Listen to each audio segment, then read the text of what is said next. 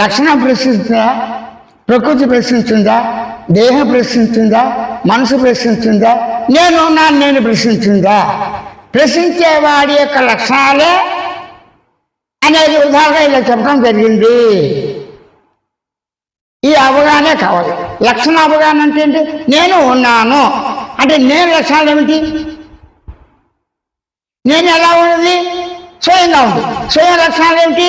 నేను ఎలా ఉంది? జీవుడుగా ఉంది. జీవు లక్షణాలు ఏమిటి? నేను ఎలా ఉంది? పరమాత్మ ఉంది.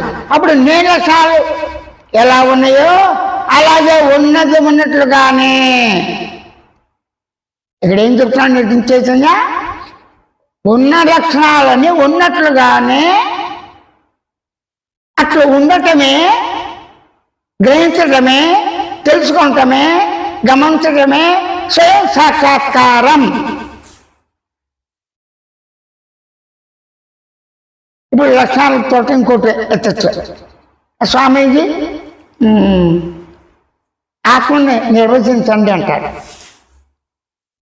అంటే నిర్వచనం చేయటం, వర్ణించటం ఇవన్నీ కూడా పర్యాపదాలే. ఎవరికి? మాట్లాడేవాడికే, అనుకునేవాడికే, తలంచేవాడికే, సంకల్పించేవాడికే, మనసుకే, బుద్ధికే, చిత్తముకే, అహంకారానికే, నేనుకే.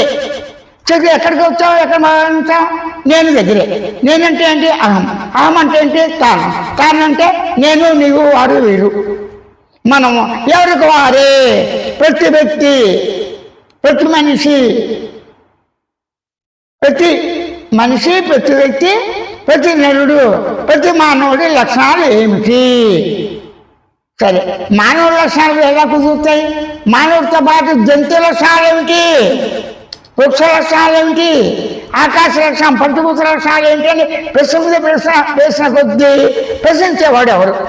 ఏది ప్రశ్నిస్తుంది? ఏ ప్రయోజనం నిమిత్తం ప్రశ్నిస్తుంది? ప్రశ్నించకుండా ఉండొచ్చు కదా, అట్లా ఉండలేదు. ప్రశ్నించినప్పుడు, ప్రశ్నించకుండా ఉన్నప్పుడు ఉన్న లక్షణాలు ఏమిటి?